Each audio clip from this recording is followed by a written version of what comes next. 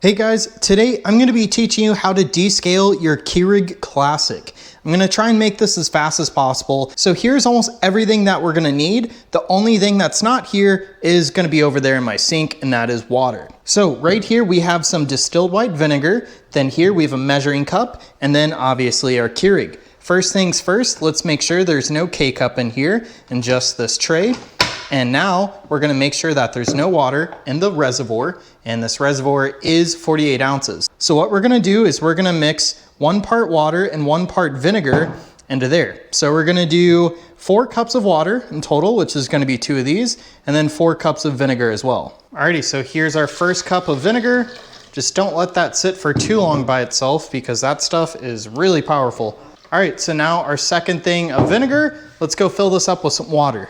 Now we just need to fill 2 of these up with some water. All right, our first thing of water and our last bit of water.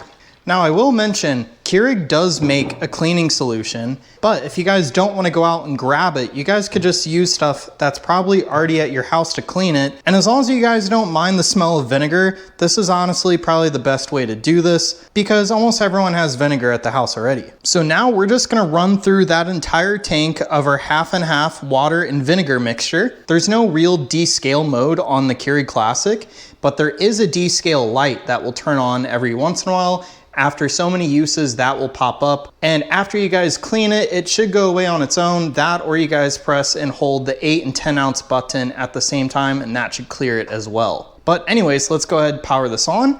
And basically what we're gonna do is we're gonna do the biggest selection right here. And we're gonna wait for this to heat up so it could actually start going through here and cleaning this machine. But we're gonna need to watch this thing for probably about 20 minutes while it goes through all of this. And then after that, we're gonna fill that completely up with water and do the same thing. All right, so now that it's warmed up, we're gonna press this button right here, the biggest cup icon, and we're gonna make it think that we just put a pot in there. Now it's gonna let us start the first brew. So what this is doing is taking all of that vinegar and water through the entire system to help clean up all of the heating elements that are actually inside of here that we can't normally clean with like a brush or towel. And this should really help make your Keurig last a lot longer as well. So I'm not too sure if you guys could see this, but there's definitely a lot of debris in this water. And that's probably from like hard water buildups inside of the actual heating element.